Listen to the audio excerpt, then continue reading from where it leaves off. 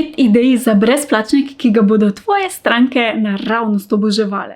Pa še preden grem na 5 idej, naj te opozorim, da namen brezplačnika ni samo brezplačno razdajanje, ampak je v bistvu to, da ogreva in naravno vodi tvoje potencialne stranke tudi do nakupa. Prvo je kviz. Kviz je lahko super orodje, ki da personalizirane rezultate tvoji potencialni stranki, jih lepo filtrira in je zelo učinkovit tudi pri naslednjih korakih oziroma prodaji.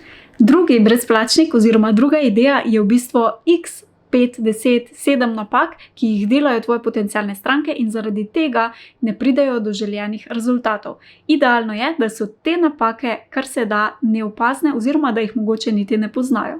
Tretja ideja je brezplačen mini e-tečaj, ki vodi potencialno stranko do prve mini transformacije in seveda potem tudi naravno na naslednji korak. Četrta ideja za brezplačnik je lahko ekskluzivni video ali webinar, ki je dostopen torej na zahtevo in vodi potem naravno v prodajo.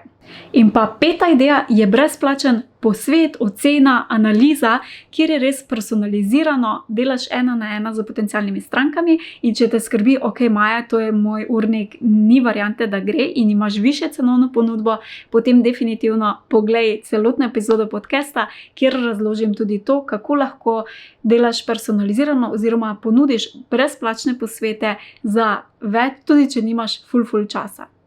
Celotno epizodo najdeš spodaj v opisu.